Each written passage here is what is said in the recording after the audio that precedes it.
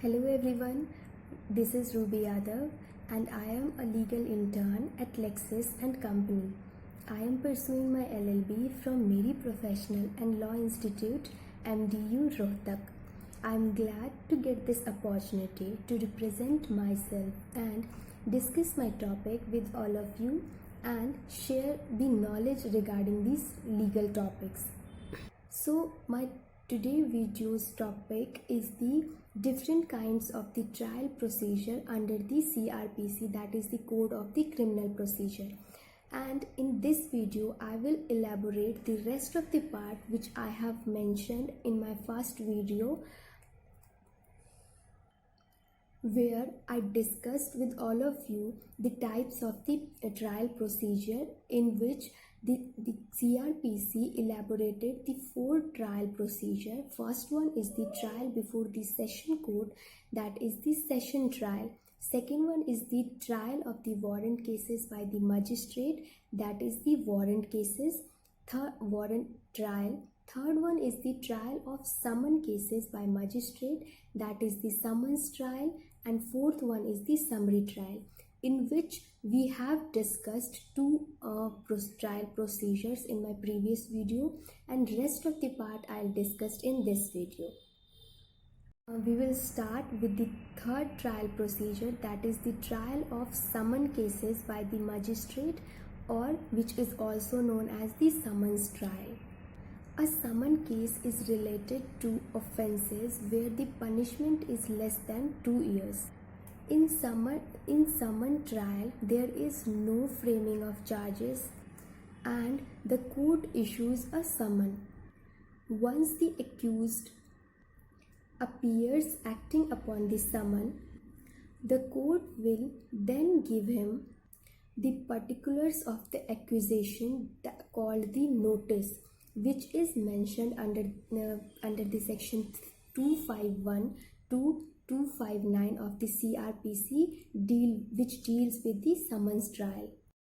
According to section 251 of the CRPC, if an accused in a summons trial case appears or is brought before the magistrate, the particulars of the offences for which he is an accused shall be read out to him, and he shall be asked if he wants to plead guilty or has any defense to make.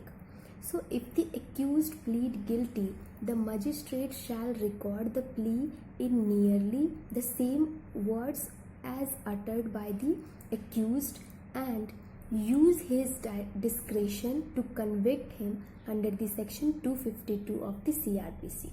According to section 253 of the CRPC, which deals with the conviction on plea of guilty in absence of accused in petty cases, and acts as an exception to general rule, which provides a simple procedure for disposing of petty cases without the presence of accused in court by post and messenger.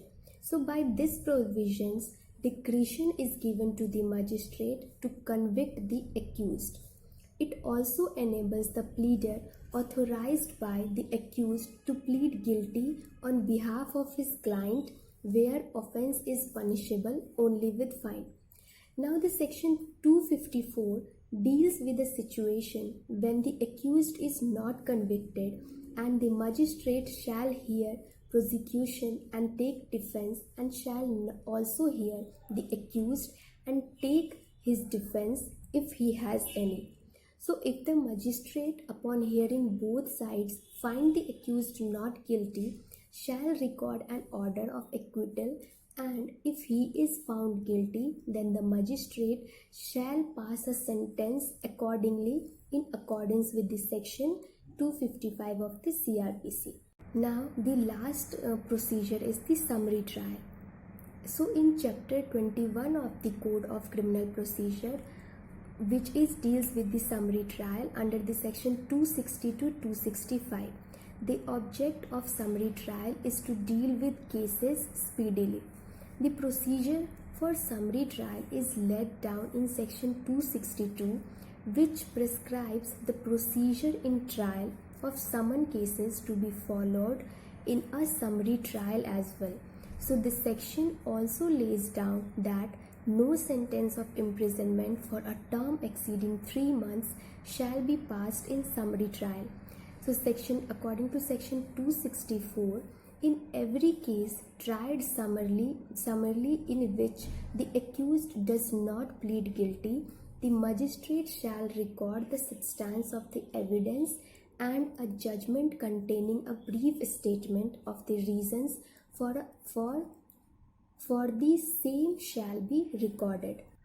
So, summary trial deals with the cases relating to petty offences, and hence the procedure for trial is not elaborated.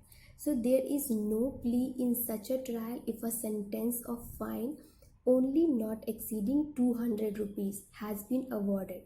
However, there can be an application for revision to the High Court. So this was all about the types of the trial procedure which is mentioned under the CRPC. That's it about today. Thank you so much all of you.